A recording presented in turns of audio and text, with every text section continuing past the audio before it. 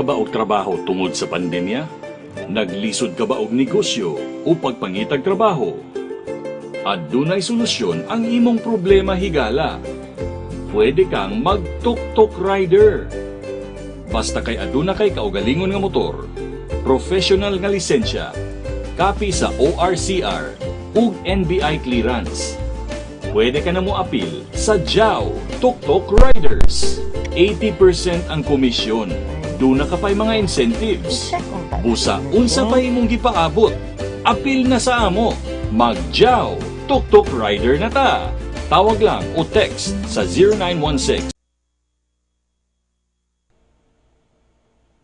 Mga higala, kumusta? We're live at aerial or antenna channel 37 Parasat cable TV. That is channel 27, 28, and 29.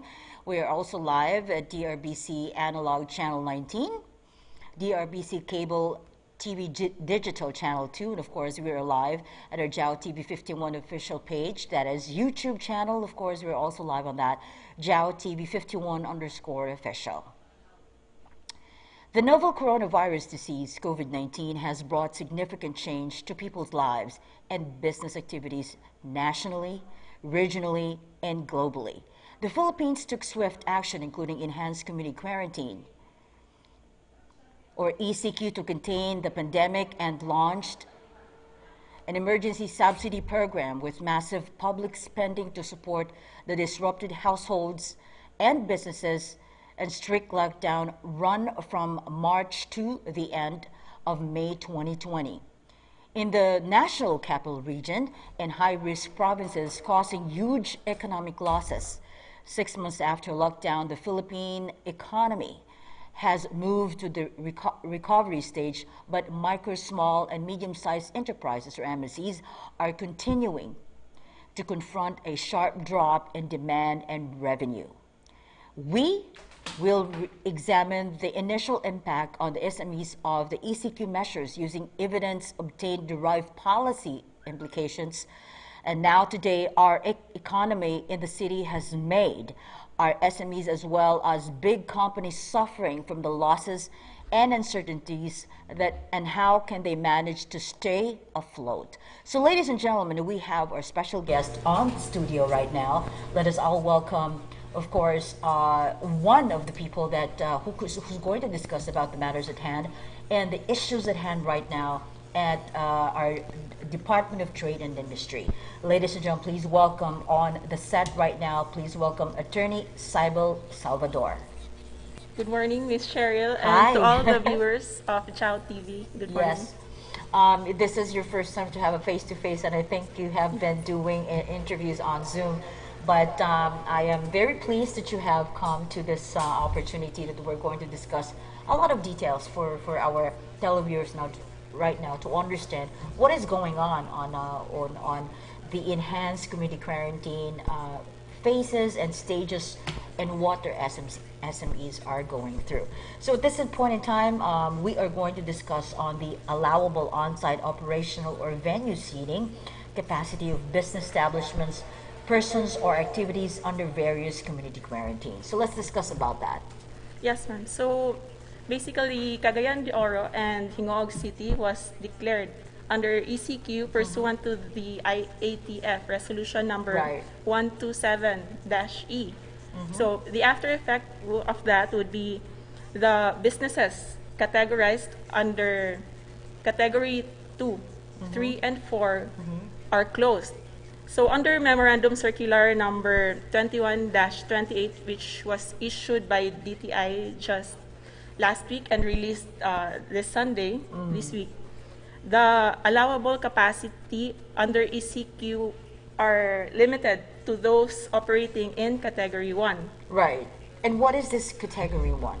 So Category 1 establishments are those retail, essential and priority businesses. Okay. Like we're talking about groceries and stuff like that? Yes. Essential and priority services in construction also. Okay. Those are allowed to operate. And essential retail, trade, and service establishments such as those in public markets, supermarkets, grocery stores, convenience stores, pharmacies, and drugstores, hardware, office supplies for those priority establishments. And also, there are laundry shops, water refilling stations. Those are Okay. the only ones allowed to operate. Those under- laundry, among because those are basic, you Yes. know. At least we have understood that on that matters at hand. And then what is category 2? So category 2, I'll just make an example. Okay, in malls, perspective. yes.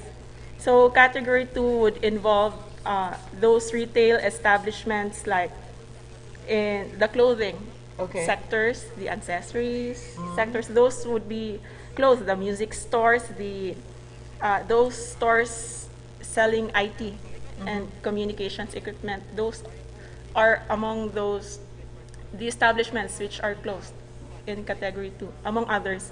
The list in MC 21-28 is pretty extensive. Yeah, and there are a lot of those that has to close. Yes. Due to the ECQs. So as we continue on this, there are a lot of establishments that are suffering on this, but health is definitely one of the priorities now, especially that the Delta variant is already here. And in fact, I have heard that there is a Delta variant in Talakag, Bukidnon. Yes, That that's is where very I'm from. scary. But anyway, we are going through some stages right now wherein we know that our businesses are really suffering.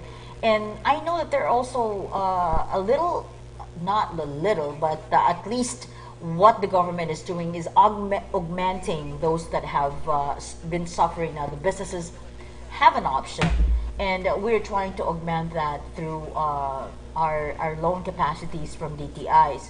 So what are those? Can you discuss more? What are the options of our SMEs in terms of helping them regain their losses? Yes, ma'am. So for the assistance that DTI can provide to the affected MSMEs during ECQ, so we refer them to SB Corp. So that is an attached agency of DTI that provides financing assistance to MSMEs with zero interest, of course, and the grace period is up to 1 year. So there's also You mean if grace period of 1 year, they are going to pay that loan after a year, correct? yes, grace period if up to 1 year.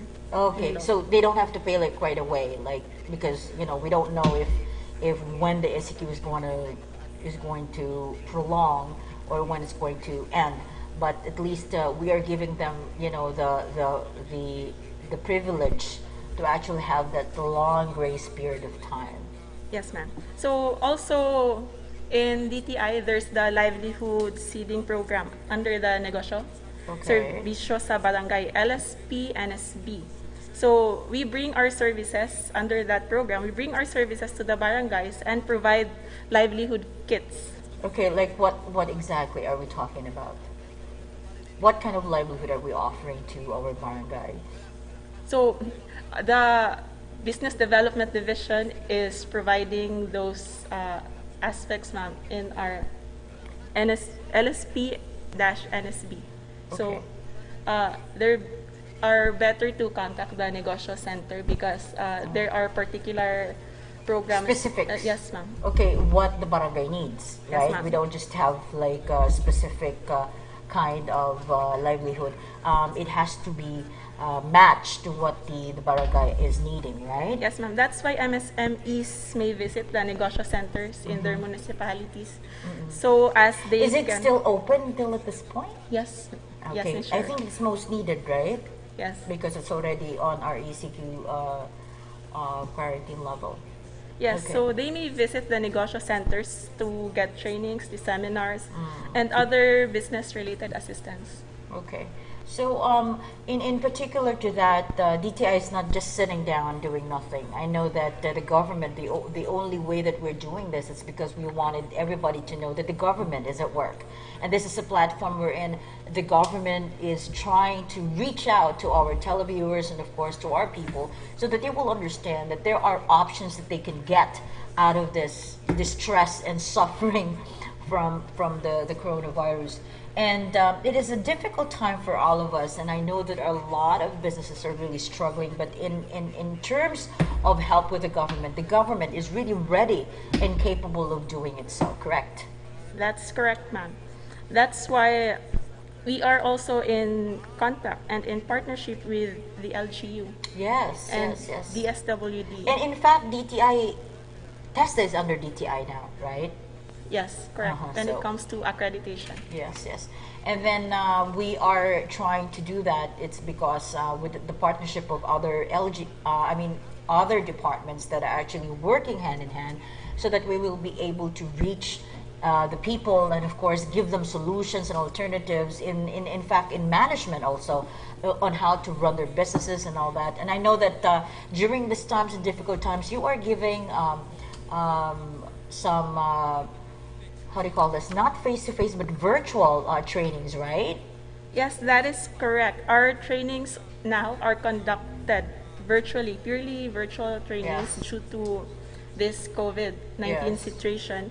Also, our consumer complaints handling, those are purely conducted via Zoom mediation, and I'm the one handling those. Really? So I should apply for that because I also have a little business. I do. I do have like cake businesses right now because I'm a chef. So I was really wanting to enroll for that particular training, which is wherein you are mentor me. I wanted to get into that mentor me because I know that I am not a businesswoman myself. I could just bake, and then we could do like but I don't know how to run my books and all that, and I think DTI can really help me out with that. Yes, there are trainings conducted by the office to assist those interested in delving further into that line of business. Yes, I know because it's very difficult. You not only that you have to manage financially, your books and all of those, how you run the business, in a matter of way that you will not be broke, because there are ways for you to know how and we're in how a business should run, right? So at this very moment in time, we will be taking a break. We'll be right back after a few minutes.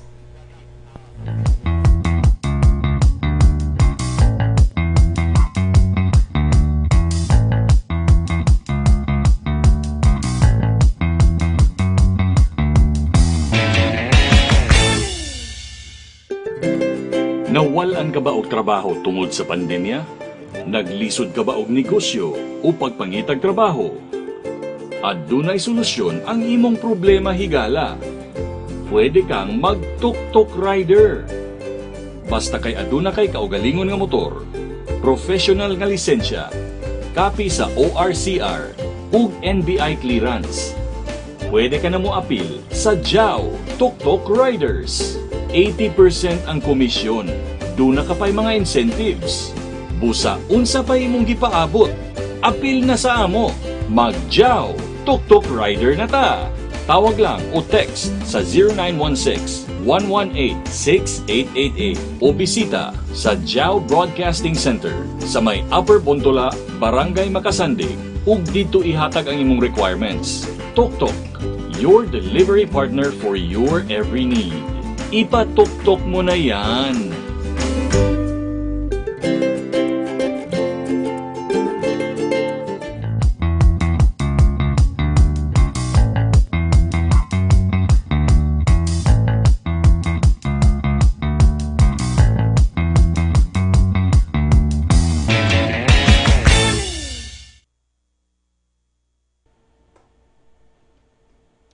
And we are back live, and of course, JAO TV, channel 27 and 29, and of course, Jade Cable TV, and Parasat, of course, Cable TV.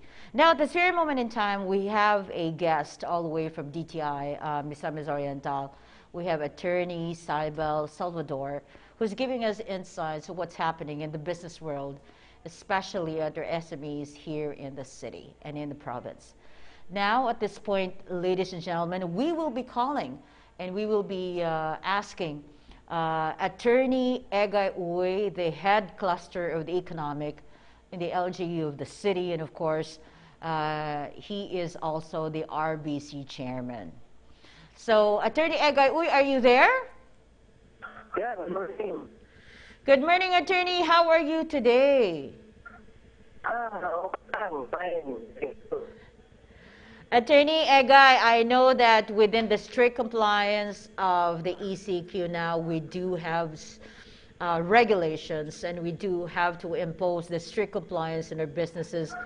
What are the restrictions and, of course, the regulations we have done so far in the businesses in the city? Have we found out that there are violators? Are there businesses that it's open that it's not supposed to open? So what is going on the city?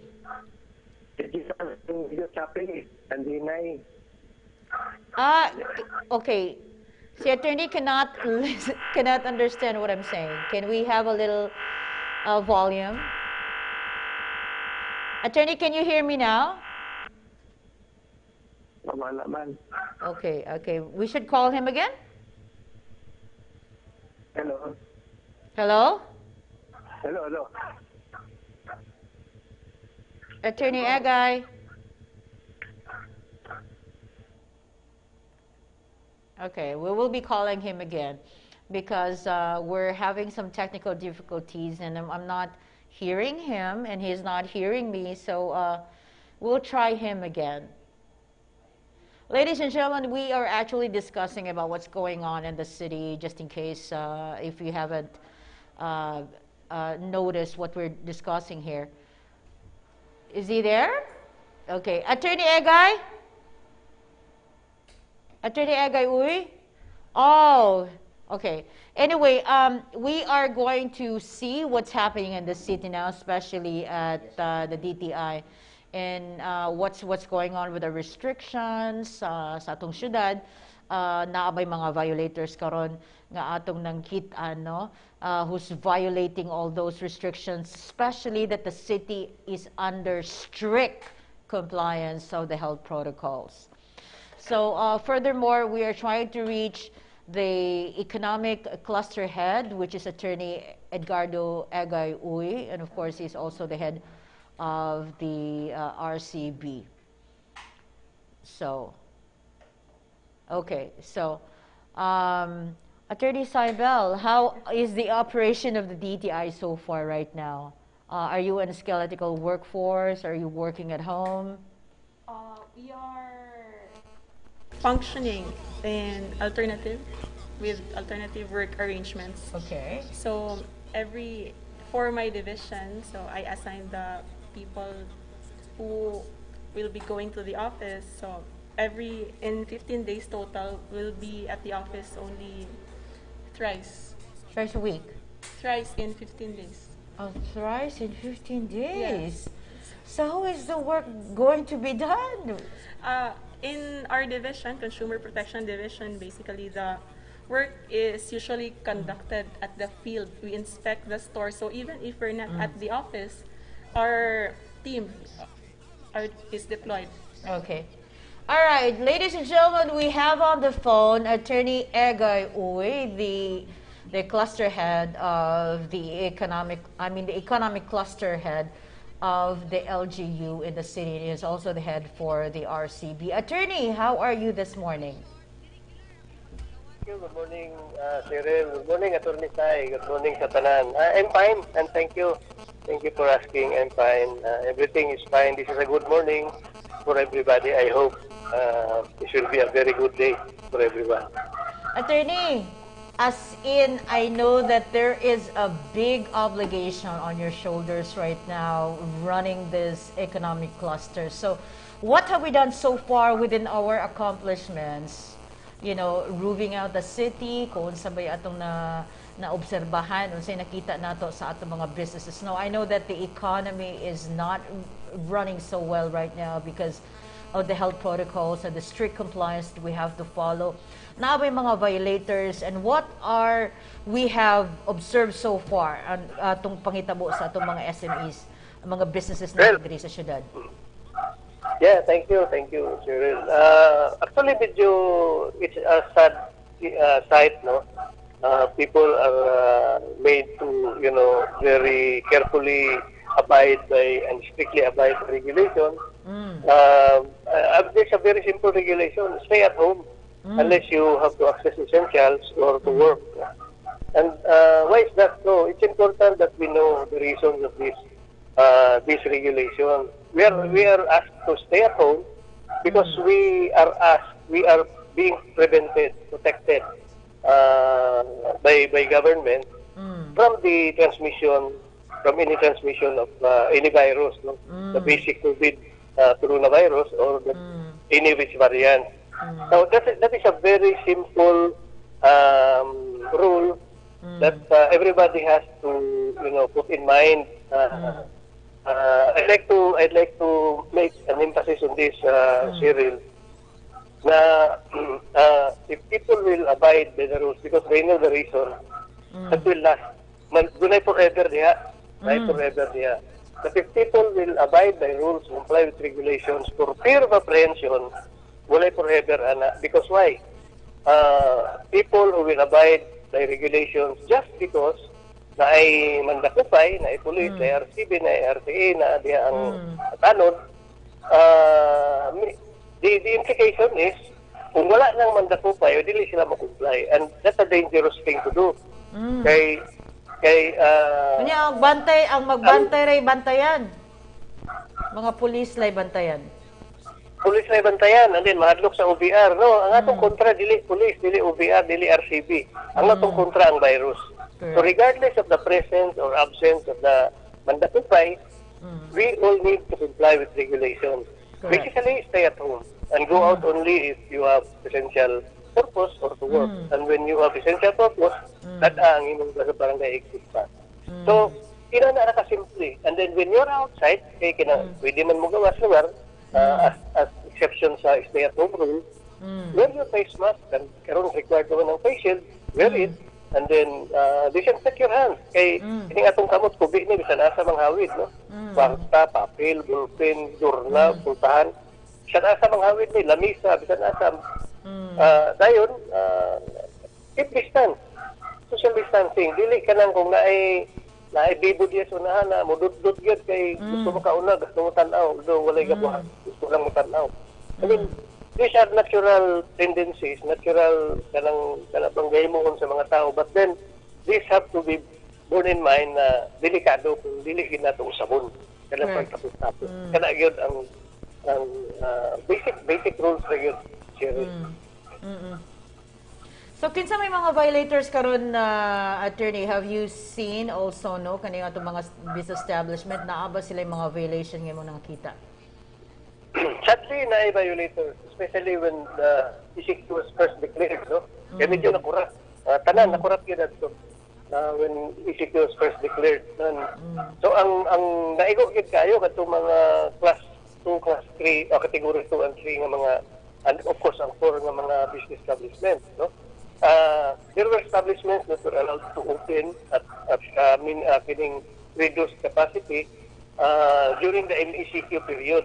And madugluban nato, in 2020, last year, these business establishments were even required to close, to stop operating during the ECQ period. But pag MECQ, medyo giluagan ng ekonomiya because lisod man gyud kayo kung wala trabaho, wala ang negosyo.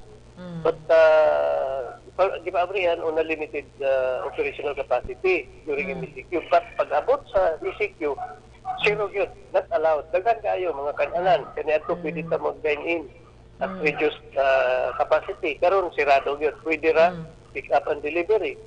Mga retail stores, di pa sirhan, kining mga clothing, daghan yun kayo ang apektado.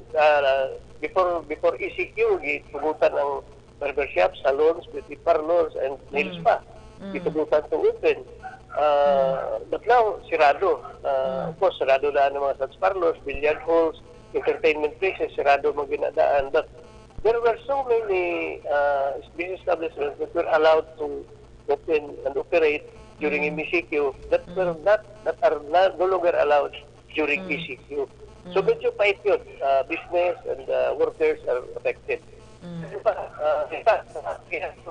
Hindi lang natin na-memorize ang number na itong data, but dagan pa, na mga badlungon nga na sa, sorry to mention the place, nasa uptown. Na parking dito, and then kinanadiha, mag-inom-inom. I mean, what do they think? Mga gahig yung ulo, no? Yes, immortal sila. Immortal? Welcome to the city of immortal. Manggalahig sila, uban nga dili immortal. Sabig matakdan sila, and then makatakot na sila. Right. Ano bang mga, ang konsensya na lang, unta, diha na to, tanaw na lang, tubuso ng konsensya. Na, ayaw sa dili lang kamo ang sa kalibutan. Daghan ang apektado kung mga takdan mo, palihog. And then kung matakdan ka mo, dibiya sayon, ma-intubate, dibiya yun sayon ang matakdan sa COVID. Attorney, what are the penalties, no? And what are we trying to file? Are we filing cases against them, kani mga violators? Usa gid ang atong pinakadako kaya nga penalty niya ni? Well, kung violation sa ordinansa, naman tayo mga ordinansa nga gipangkari ang mga regulations sa IATF, Right. like face mask, social distancing, wearing face shield in public utility vehicles. Ang maximum penalty sa ordinansa, although dili gid kini ang gibutang sa mga specific ordinances, would be 5,000 fine or imprisonment of maximum of 1 year. Wow. Depende or both at the discretion of the medyo court. murag bugat-bugat, attorney. Bugat. And then, mas dako pagit ang multa kung naman yun dito sa Omnibus Guidelines sa IATF na any violation of any of the provisions din sa Omnibus Guidelines should be considered as violation of Republic Act 11332. Now, ang penalties niya sa 11332, Akta Republika naman na, would be a fine of not less than 20,000 to not more than 50,000. Wow. Dako tayo. Miss Galisod pa, magmulta pa ka, wala na, bankrupt na. Medyo na po topic. Hello, attorney. Na penaltyhan pa, then samot nagka-bankrupt ang negosyo. Exactly. Kana gyud ang mahigit nga punto. Different kay imbes kay ginuto na tong ginansya sa usa ka ingnon sa usa ka customer butang sa ginansya tag 100 pesos, tapi anon tag 20,000 minimum or 50,000 maximum. May na lang kung dili gani isumbong yung criminal kay laki pa pagkabilanggo niya or both, no? Bilanggo ang multa. Pahit kayo. And ituyo ni because government is serious. Yes. People nga just comply with regulation. Abi ba nilang tiyaw-tiyaw ang nahitabo karon, especially with the Delta variant that's already here in the city? That is so scary, no? And people are not realizing that unsa ang consequence that the more nga ilang masuffer if we will not follow the health protocol. Lagi sa lugar i-address na lang ginato sa kanabang basic innate a trait of a man or of an individual or person na don't think of yourself only. Nag-happy ka din na, standby ka din nag-inom-inom ka mo diya, nagtapos. Yan, nakatakod ka man diya. Think of the others around you, your family, your friends. Matakdan nun niya, kung matakdan ka. Na unsa naman lang dayon, na naaya kong kaila, luoy kayo, kay gi-incubate. Nakaroon sa hospital, gi-incubate. Kay natakdan in taon, luoy tayo. When these are scenarios that probably have to be created in the minds of those immortals kanang gatawag. Correct. That's right. Di ba siguro ka mamatay o dili ka mag-birthday? Na dili ikaw mang-imbitar? Yeah, the good thing is, generally... Hello? Okay. Attorney, thank you very much. That was our... is he still there? Hello, attorney? Hello? Hello, attorney? Yes. Yeah. Akong gisulti ba na dili man siguro ikaw mamatay within this year nga dili ka mag-celebrate sa imong birthday, na dili na lang mangimbitar sa silingan kay para walay problema, no? Nasa'y penalty when you do that. Yeah, dili kay klaro, but ang naklaro na ko was, yeah, eksakto, dito sa mamatay dito sa mag-birthday karon tuig ka. Ano siya, sakit niya, pwede ka, pila na lang kaadlaw ang mga kinabuhi. Pero generally, di sa mamatay ko, di sa makaselebrar sa birthday karong tuiga. Correct. Ito po na lang sa, eksakto nga point, Cheryl. Kay, Tigumon ta na lang. Daw ato ka nang ipananom sa atong likod sa mga sa talamnon or sa baka diha ato makaon. Hello? lagi. Kay, ang resulta. And then, posible pa matatabang tayo. Manghatag-tag, lagot nun diya sa mga Oh, mao ka na atong buhaton unta. So, attorney, your last words sa atong mga paghimangno, no? Sa atong mga televiewers karon, we have 80 barangays and of all the municipalities, and in Bukidnon we're also heard, so medyo taas gid ang atong scope sa atong pahibalo, no? Do you have any last words to inform the public? Hello? Yes, kaning atong lugar, dili tayo.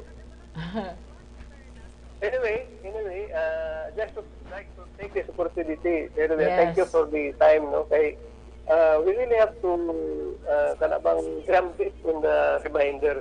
Yes.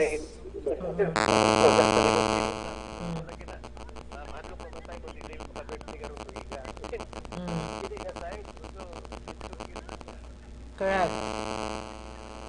So, attorney, we have a technical difficulty, but thank you very much sa imong time and for all of those na mga reminders, no, sa atong mga businesses na what not to do, one of our restrictions. Ladies and gentlemen, on the phone was of course the economic cluster head of the LGU and the RCB chairman, Attorney Edgardo Egay-Uy. Okay. Thank you very much. You have heard, no, ang atong mga pahingmangno sa atong economy head cluster nga dili ta pwede. We should not violate what is written in the law, especially sa mga executive orders na so we have to follow under the AITF guidelines. Now, let's go back to our, of course, our guest now, and we're going to discuss about kining safety seal, because I know the safety seal is very important in order for us to understand unsay maayo sa atong mga businesses karon, especially of attaining this safety seal. Yes. So, in Safety Seal Certification Program, it is also mentioned in the MC 21-28, Right. wherein it is a voluntary certification scheme which affirms that a business establishment is compliant with the minimum public health standards set by our Okay. government, and that it uses a digital contact tracing system. Okay. So the Kaning advantage atong mga yes, QR codes. Yes. So the advantage of getting or being certified with that safety seal is that there is an increase of 10% operational capacity Right. for those allowed So establishments. makadugang sa ilang customer, Yes. especially if they will comply for the safety seal. Yes, exactly. So also what are the compliance man, no? Because they really have to comply on this. Also how do you get the safety seal?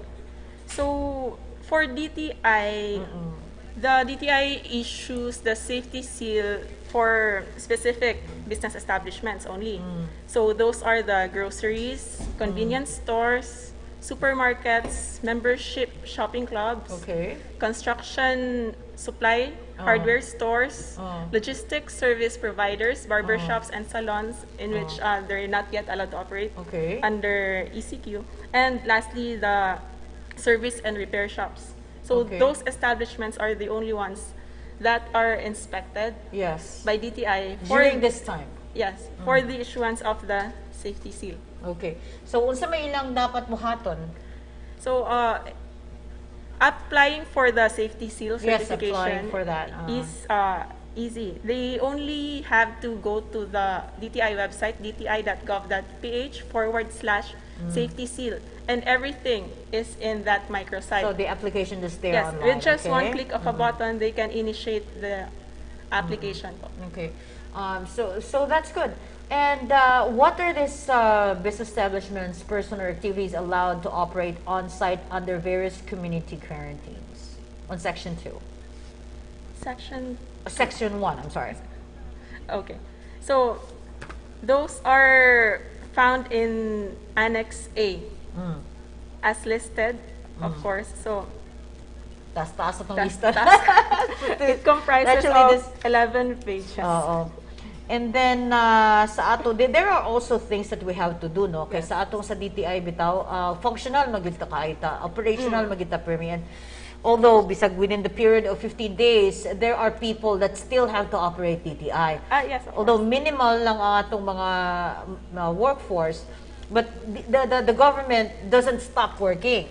Yes. So that's why we need to work as to serve for the people. Now, under section 1, we have discussed that.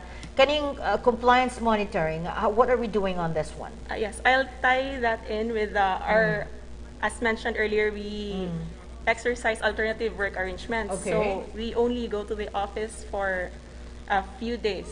But due to the mandate of also the head office and our government, so By schedule, no, to actually just have these people randomly Yes. go to inspections and do what Yes. is needed to be done. yes, Okay. but Na yung mga scheduling yun. yes, despite the existence of the ECQ, Okay. our targets remain as is. Okay. Like And you really have to accomplish that. Kaya naman tayo mga targets within Yes, the year, okay? those targets are not lessened. So, on the days that we're not at the office, we are actually on field.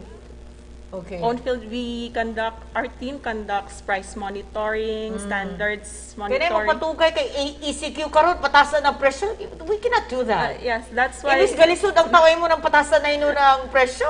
you're correct, Diba? Ms. Cheryl. So, but that's good because you know why I did on the first day of the ECQ, I went on to observe, no. Bale akong self ako experiment. Like how do I go to the market? So pag monitor na ako sa mga establishments like kaning grocery sa mga malls, no, and I have to experience it kung unsa bay effect niya aning ECQ. I thought nga na ay mga changes because kulbaan sad ta nga basin musaka lag ang presyo sa manok karon kay ECQ lugar na maglisod na ang tao wa pay trabaho wala pay income na karon imo pagpatasan usaon na pagpanginabu dili nakapalit. Yes, that's why we're very religious in conducting our price monitoring because sa situation today, people are having a hard time Yes. earning income and Right. napanang aspect nga sa mo increase pa ang price, so that is double whammy na sa ilang Correct. O, lisod na lifestyle. kayo mo. Maglisod pa gali. Bisag pamilitin lang niya. Mao-mao ni mong 20. Di ba ni mo mapalit? Anyway, let's go on to section 3 that is complaints handling. And I know that there are a lot of complaints and feedbacks maybe. And how are you handling this? You do have a hotline, right? Sa consumer care hotline that is 1384. How do you call this one? So Is this national? That's national. po. Okay. So sa ato diri sa atong province. Or Sa sa- complaints handling, they may call our office, DTI Misamis Oriental, through our office phone 0927-0291-447. Or they may simply, since people are into Facebook more Yes, you have a nowadays, Facebook page. So they may visit our Negosyo Center, Cagayan de Oro Facebook page and just PM Okay. their complaints there. Okay, that's good. That's good. And then it will be entertained, right? Right away. Yes. Okay. Let's move on to the section 4, repealing and separability clause, provisions of other relevant memorandum circulars that are inconsistent with the circular are hereby superseded or amended accordingly. Because I know these are your instructions under the memorandum. So the execution of this repealing and separability clause, what do you mean by that? So those aspects which are inconsistent with this MC, the previously issued MCs, so those are superseded by this current one. Okay. So those won't be in effect. So effectivity, all of this has to be effective, no, the soonest time possible, because there are so many things that we have to comply, and the government is actually doing its best to really do and help our country right now, and DTI is one of those. They're actually a very, very effective agency we're in. you are doing its part, you know, in compliance to what the government wanted to comply for the programs. And then so far sa itong mga accomplishment right now with the region, yung under your call, what is your accomplishment na within this year after all of these things are happening? Where are we right now with our accomplishments? So accomplishments in terms of yung issuance as mandated by Yes. the office. So in Misamis Oriental, currently as of today, we have 32. Since the safety seal implementation was done only on June onwards, so we have 32 business establishments issued with the safety seal certification. So out of this, pila man kabuk ang nag-apply, and then how many ang na-approve? As of today, under our database, there are 70, more than 70. Applications. Yes, because Okay. the applications, as I mentioned earlier, the applications are through the website. So the data from that website are coursed through to the head office. So it does not directly go to the provincial office. Alright. So from the head office, they toss that to the regional office, and it's the regional office who instructs the provincial office to inspect that particular business Well, the establishment. only, I think, one of those that I remembered who had a safety seal is SM. They had received the safety seal. Yes, that's correct. For the supermarket Supermarkets, only, right? because that's the only part of the You mall. see, when you see that there is a safety seal, the more ang tao mo adto no to do the groceries, mga essentials, it's because they know that they're being protected by the safety seal. Yes, actually, our inspection is of the establishment for the safety seal is conducted together with the price monitoring, Yes. standards monitoring, fair trade laws. So in the course of inspecting the prices, the mandatory products for their standards, so they also inspect the safety seal compliance of the establishment. So it's hitting three birds with one stone in one visit. That's why our team are mostly at the field or outside the office. So people should not worry that we practice alternative work arrangements because the normal course of our work is basically at the field Right. and not at the office. So basically, no, we could not just expect all of the DTI personnel to sit down and do nothing, because your job is outside and you really have to go on the field. And so far within the deployment NATO, how many officers under DTI that is being deployed now under the region? I So cannot. Miss Or. Miss Or, For the okay. Miss I can Or. only speak for Misamis Oriental. Yes. So there are only Naku, three. good kayo yung scope, no? Can you imagine, Misamis Oriental is a very big, there are 24 municipalities and then 2 component cities, which is Hingoog City and El Salvador City.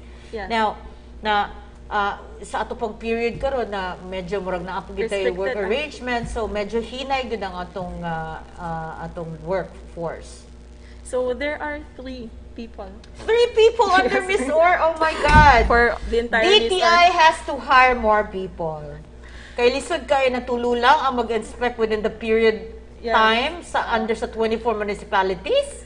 Yes, that's why Oh we're my also God. asking for the yung understanding of the business establishment. Agoy. Because it's very hard to travel nowadays. Yes, it's very hard. And aside from that, kung kuan man galing, no, so dili man sad pwede nga dili i-inspect. Kay you really have to go Yes. and inspect to really know nga they're compliant. Kay Yes. alangan mo yung naman po kag virtual, sige be, ato dito be ay kuan lang, i-video lang, and that's crazy. So inspected has to be done. So murag medyo hinay gyud nga ato mga lakaw karon, no, but that's fine. We should understand the quarantine level that we have right now, and the workforce is not really that strong to actually comply immediately. So medyo we have to be patient, sad. At Yes, the same also time. our division or our team is thankful to the office because they give us the priority when we book the office vehicle. So Right. we really allot days in which 1 or 2 they only do safety seal inspections just to catch up with the bulk of the applications. So daghan na kay coming. mga backlog karon no. So medyo murag taas-taas na gid kayo siguro ang mga papel no na nag-backlog na ang DTI. But anyway, we should understand you also your efforts no because I know that you wanted to do your job but as of the moment pero 3 lang ba yun or there's still other personals that can actually help the 3 inspectors? Only 3 because 2 of those are our price monitors. Oh my God. And 1 would be the standards officer. So Okay. those are the people only going to the field again to conduct those price monitoring, standards monitoring, fair trade laws, in which other people from the division, in which me specifically, I'm the one handling the consumer complaints for the entire Misamis Oriental. Right. And then there are also some safety that we also have to really inspect no kani mga expired products because that can't happen. Because there are times baya sad nga bisag expired na ginabaligya gyapon and then that's not good. Harmful man ni kani mga expired products sometimes nga gipang baligya ani nga atong mga establishments. Of course, some consumer complaints are related to that I because see.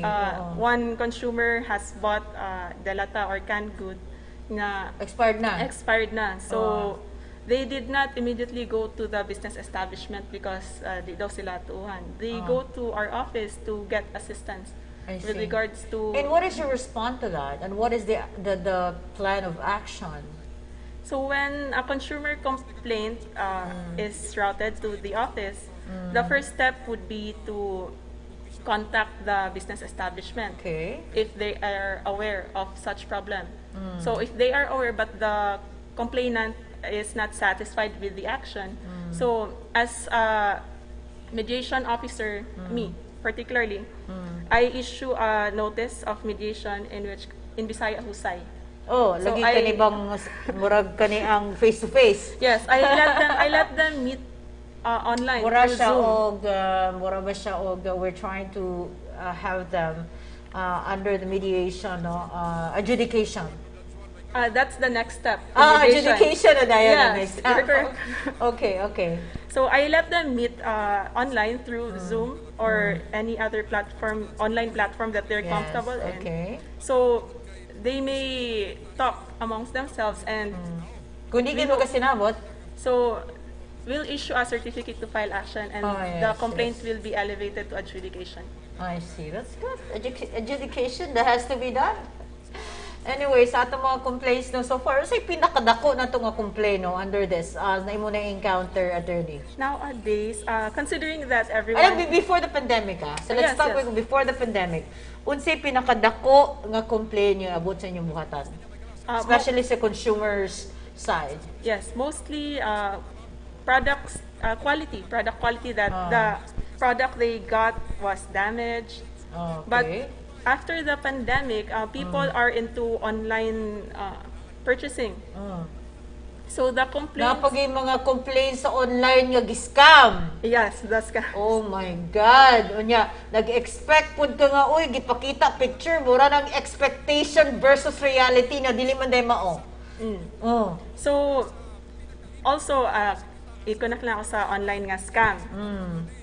Kung, if the product they receive was not up to par with their, Satisfaction? yes, with that shown in the online store, Okay. so, of course, our office contacts the business establishment, provided that it has a physical store and it's registered with the DTI. If we have no means of contacting that online store, especially those that store was made, that online website store was made overseas or created overseas. Right. O China, or Yes. wherever. Kalayo na kaayo, no? Yes. So we endorse the complaint to the NBI. I see. So, pwede na siya makapalo complaint through the National Bureau of Investigation. So, that's good.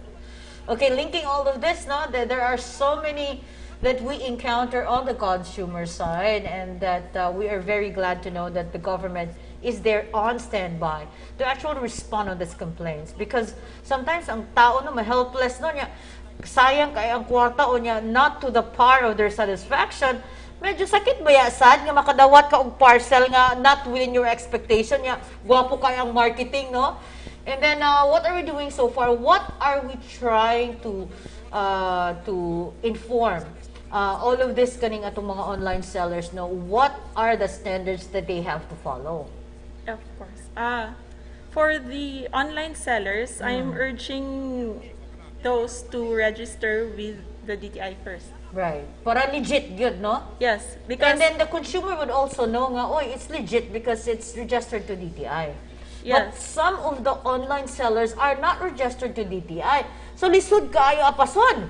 that's why Murag blind kayo ba nga all those consumers nila, asa na ba nato ni siya pangitaw niyo, say wala na, dili na makontak, and all this, the crazy things that's happening on the internet, unexpectedly, sometimes failure yun. Right. So what are we, so far, no, we have discussed that, no, okay, on the consumer side, that is your expertise and on your call.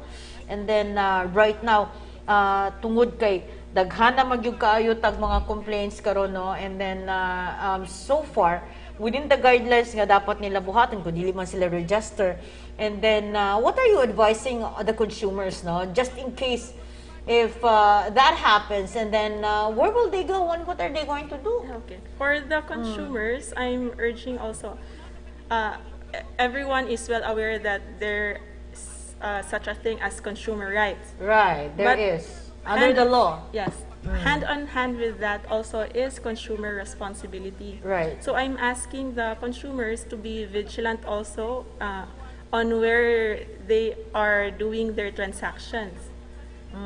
So, please also, before clicking the checkout in your cart, after adding to cart, also think that if ever the product that you received is not up to par with the quality advertised in the store, how do you return such product?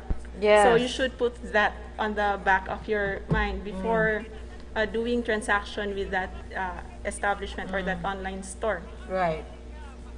So we have to make sure, no, in the guidelines, no, in my advice to all of you right there, all of the consumers, you have to check legitimacy of the transaction, just in case if you are not aware if this is legit. So bisag bitag sa atong Shopee and Lazada, there are comments that we have to see kung unsa ba ilang mga comments dito kay it can reflect, no, on your observation nga, uy, unsa ba day ni dili man day maon, like expect ka nga dako niya gamay man day kay istanan, you know, all those defective man day ang product when it came, you know, and there are so possibilities na i-chat sa ang online seller, no, to know the legitimacy.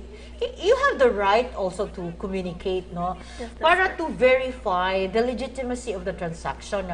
Asa ka, na ba kay number nga we have to call, and then asa imong location. I mean, kung ang online seller is very honest, dili na siya magduha-duha og hatag sa imong information, because the online seller kung legit yun, they will verify, no, nga mao ni legit ko, mao na daghan ako mga customers. And then you will also see all of those comments. So you need to be careful. So one of those things that you have to be reminded for is to be very, very vigilant. Ano sad ta, magbantay, no? Dili sad ta magpatakag, sige, order, unya we're not really concerned of what the product is. And we really, poison pa lang na imong gi-order din na pa day mga toxic nga imo nang pag-order na wala day na nakapasar sa under sa FDA na. You will be in jeopardy. So that's why you have to be very careful in terms of protecting yourself through these scams, right? That's correct po, Ms. Cheryl. So right now, we have about 7 minutes before we hit the hour of 10 o'clock, and I'll be leaving because I have to go somewhere very important. Naapa ko'y i-judge nga a vegetable cooking contest. I can't imagine nga this ECQ time na amo detay po yung mga contest na yung but I have to go because I've been invited for. But anyway, Attorney Saibel, do you have any last words before we part? So I just want to address the business establishments. Please cooperate with the mandates of our government, especially now that there's a Delta variant in our Right, place. it's true. And also to the business establishments, you owners or managers, nowadays you have the right to refuse service to the customers. The saying that the customer is always right is not applicable today in this time of pandemic. If you Right. see that your customer is violating the minimum public health standards set by the Right. government, Especially, kabalo silang isa-isa lang, tagduha gyud ang ibutang, butsulod. yeah, so you should, again, you have the right to refuse service to that customer. And also, message to the consumer, again, I'll reiterate that please be responsible also in your purchases online, especially now that there are a lot of shops closed, so your transactions mostly are done in the online platform. So please be vigilant on that aspect. And if you have complaints, again, the office is always welcome to receive those complaints and initiate the proceedings allotted by law in consumer complaints handling. And lastly lang, so our office also wants to clarify regarding yung announcement last week that there is no DTI pass needed in the Essential. for the Okay. essential goods. Okay. So we don't issue any certifications nor cargo passes. So what are they going to do, especially when they travel, that they're carrying goods? So they merely have to yung comply with the LGU's requirement na delivery So LG papers. will be giving the permission. Yes, as Okay. far as DTI is concerned, we don't the issue permits. any permit certifications okay. for the trucks to go through the checkpoints. Okay, Attorney Saibal, do you have a hotline that all of those people can actually call DTI for details and information? Okay. So again, you may contact our office through 0927-029-1447 or simply chat through Facebook in our Negosyo Center Cagayan de Oro page for those issues encountered sa checkpoints regarding you are asked for papers that are not really needed. So you may contact the COVID Rapid Response Team through 092661262728 or the DTI Command Center through 09560916-570. Attorney Sai, thank you very much for gracing the show. Thank you very much. It's not last notice. I've actually contacted you Monday, so actually I was anticipating that. I thought you might not be coming because you were not responding. But thank you very much for the time. Thank you for your effort, and thank you for the information that you've given all our televiewers. You're welcome again. Kababayan na ini, taga-talakag mo na ini yung mga igsuon. So we're actually on the same place where my dad was born. But anyway, ladies and gentlemen, thank you very much to all of our televiewers right now. Thank you very much for your time and appreciate it. Until next Saturday again between 9 to 10 in the morning for the Cheryl Macali Cariaga Show. Always remember, ask not what the government can do for you, but ask what you can do for the government. And let's help stop corruption, and let's help the government impose the health protocols under our ECQ guidelines right now. So have a wonderful afternoon.